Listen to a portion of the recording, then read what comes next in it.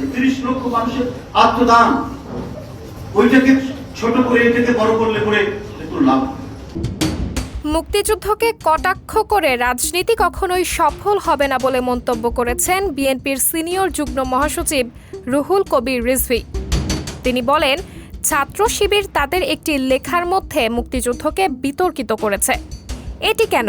মুক্তিযুদ্ধকে কটাক্ষ করে রাজনীতি কখনোই সফল হবে না। আমাদের শ্রেষ্ঠ অর্জন মুক্তিযুদ্ধ। সেটাকে ছোট করে কটাক্ষ করে রাজনীতি কখনোই সফল হবে না।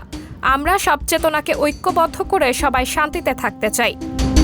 বুধবার 29 জানুয়ারি রাজধানীর রমনাস্থ institution of engineers Bangladesh seminar হলে অ্যাসোসিয়েশন অব ইঞ্জিনিয়ার্স বাংলাদেশ আয়োজিত বিএনপির প্রতিষ্ঠাতা শহীদ রাষ্ট্রপতি জিয়াউর রহমানের 89তম জন্মবার্ষিকী উপলক্ষে এক আলোচনা সভায় তিনি এসব কথা বলেন।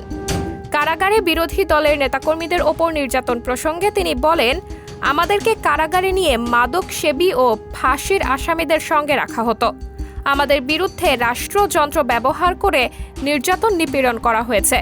শেখ হাসিনার নির্দেশে গুম খুন করা হয়েছে, যা গণমাধ্যমে প্রকাশিত হয়েছে। তিনি রাষ্ট্রীয়ভাবে পৃষ্ঠপোষকতা করেছেন।